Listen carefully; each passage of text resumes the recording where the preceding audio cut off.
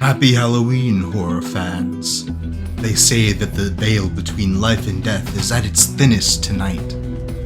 So in honor of this, Pier 20 is proud to present our very own true ghost stories.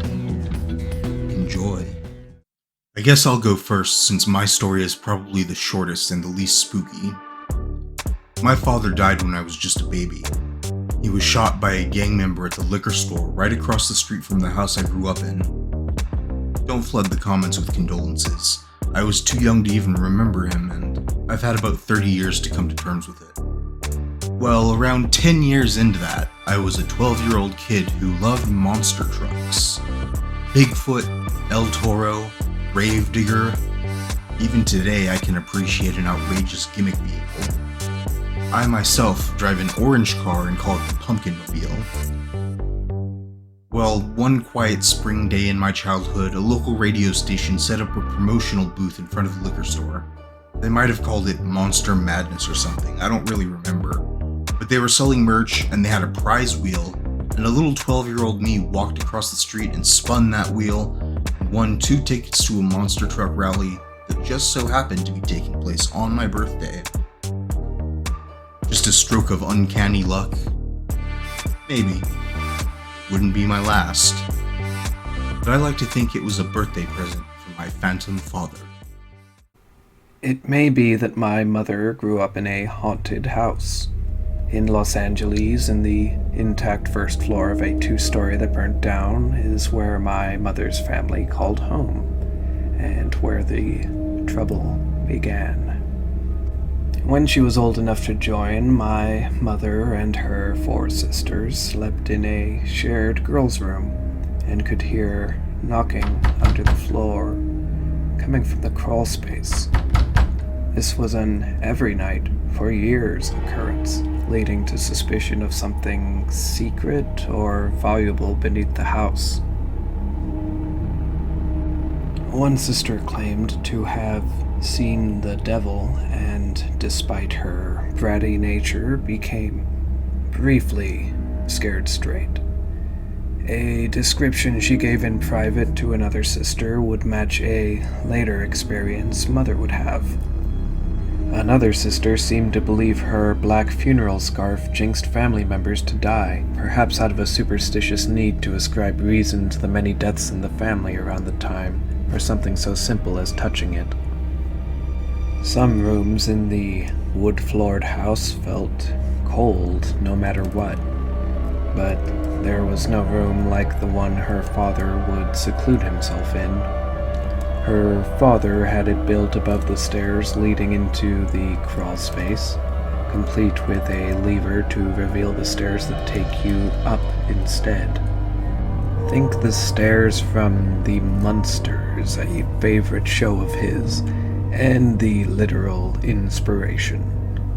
In practice, it was a storage room with chairs, a TV, and later on a bed. My mother tried sleeping there and dreamt of the devil clearly. A man in a long coat and a black hat, with a rotten or burnt face. It would turn out that the beads my mother and her cousins collected from around the yard were real wampum beads, as the previous occupants were a sickly lawyer that died there, and the Indian woman that took care of him, allegedly the actor that played Tonto, Jay Silverheel's grandmother. Mother's mother confided in her that objects in the house moved by themselves, though her husband didn't believe in ghosts. Upon moving out, the workers that came to split the property and remodel found their tools moved to the other side of the house, away from the hidden room they would nevertheless demolish. The room that had been above the crawl space. Superstition may account for much of my ghost story, but the people and places are real. Someone lives there now, so please, don't go digging without permission.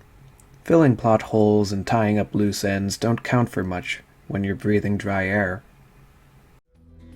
I don't have any actual ghost stories, scary or otherwise.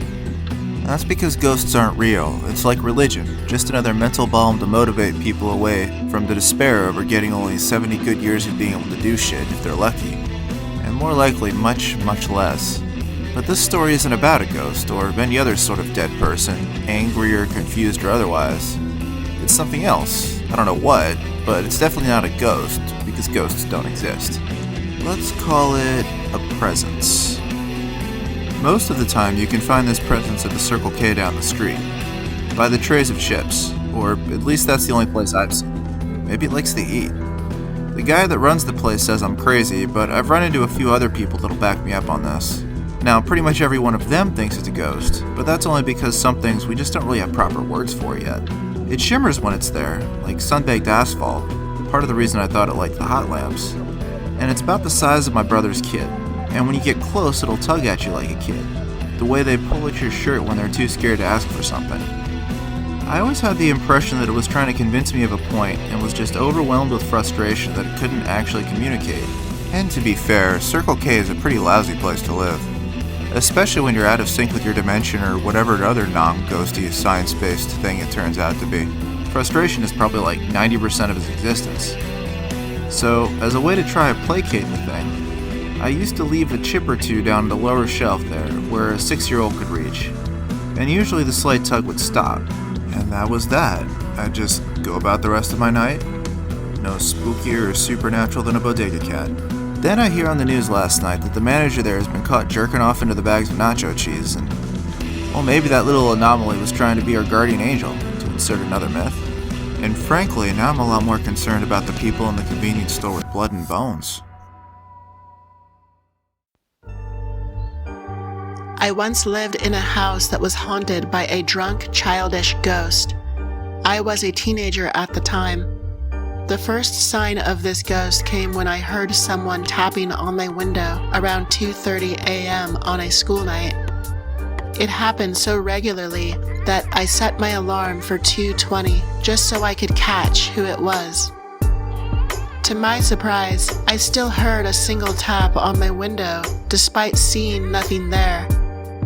I went out the front door and looked in the front yard in the dark, but heard and saw nothing. Needless to say, I didn't sleep the rest of the night.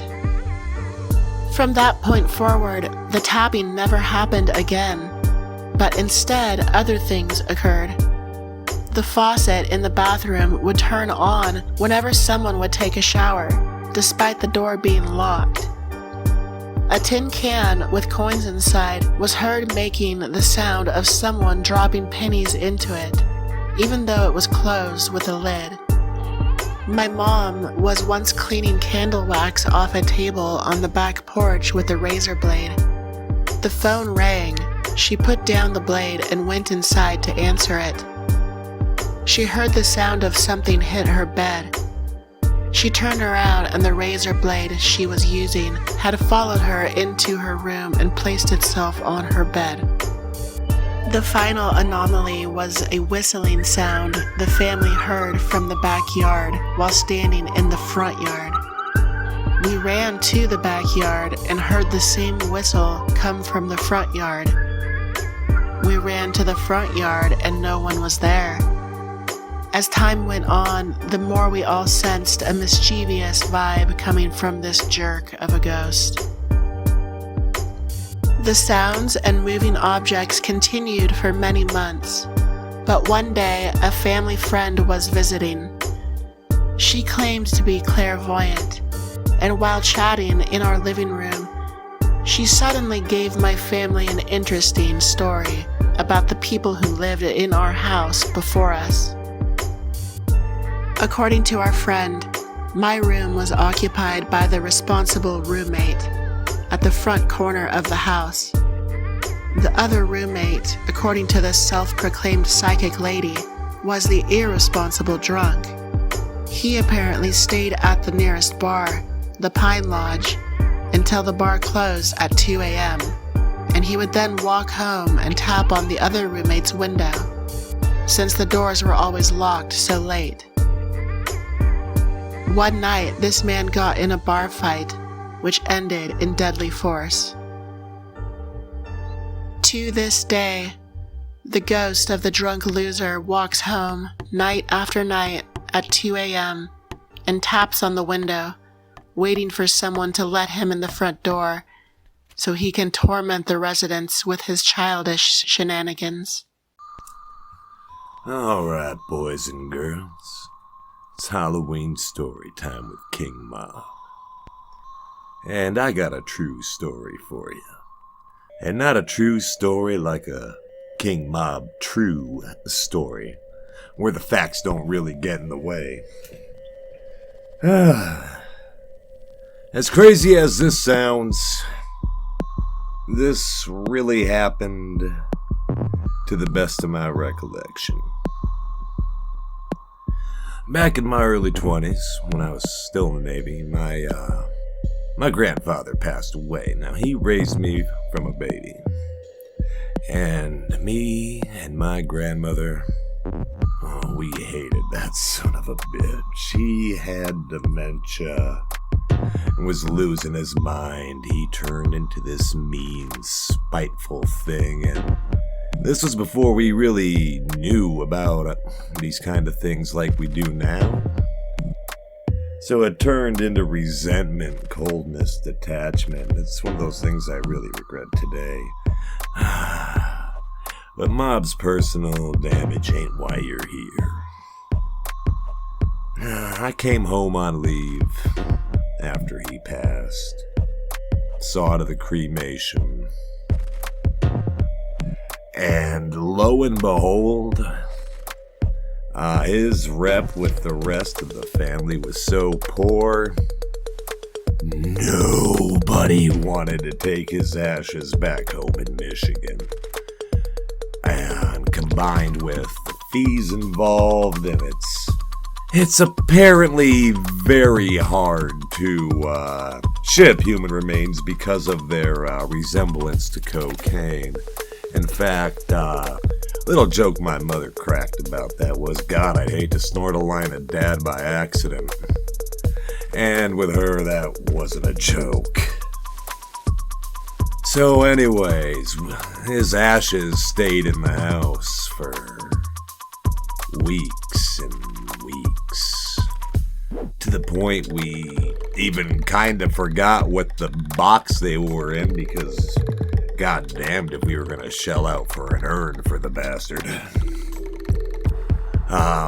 We kind of forgot what it was, and my grandmother started, setting food on it. And we didn't even realize. So, yeah, judge me all you want for that. I'll be the monster you want me to be.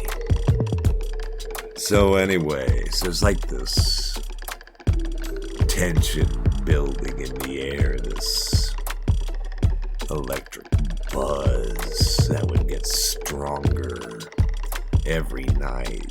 The air was thick with it. It was like the old man wasn't gone. You could just feel him in the room with you. And my grandmother, she'd wake up screaming night after night. He's here, he's here, he's here. And what she was screaming as she woke up from her sleep, and she denied it all later, but one night before she started screaming, I came out of the room I was staying in, and I happened to look down the side hallway that led to the room where my old man slept. And I shit you not, I saw a shadow step out of that door,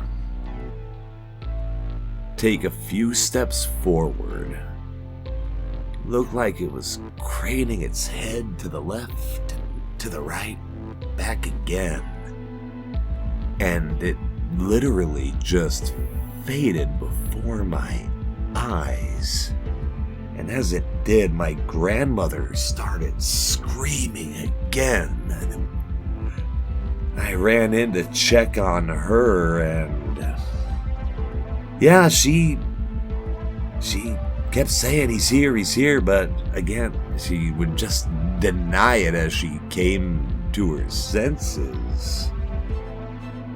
But I kind of figured what was going on, and well, after I finally got to sleep later that night, my dreams were, I don't even know, just images of people I vaguely remember in old photographs, tombstones of my great-grandparents, and there was the photo plays in it. Forgive me, telling this gets me a little shaken, truth be told. It's not a story I tell a lot of people, but fuck it, it's Halloween. But standing in between the tombstones is my old man back in his 20s in his army uniform from when he got drafted into World War II. And didn't say a word, but I understood what he meant. I think. I hope. So I just straight up break down and tell my grandmother, look, we need to get Dad laid to rest. I don't know what's going on, if it's our subconscious or what the hell it is, but it's not doing either of us any good. And I told her about the dreams and how I thought that he wanted his ashes buried between the graves of his parents. And she made the calls, made the arrangements, and we finally got some distant aunt who was still on good terms with the old bastard to take the remains. And when we did, it all stopped. Like, as soon as we got the ashes out, everything stopped all at once. It was just completely back to normal. And, well, I live in that house now, and I actually sleep in the room that was my old man's room, and I have never had any other incident in this house that ever came close to that. You know, I don't know. Was it a ghost? Or were we just kinda collectively misprocessing our feelings on his passing? Who's to say? But anyways, happy Halloween, everybody, from your friend KingMob here at Fear 20. I'd say stay safe out there tonight, but that's so boring. Thank you for watching. If you've enjoyed, please consider subscribing and sticking around, because Halloween isn't the only horrifying holiday we celebrate on Fear 20.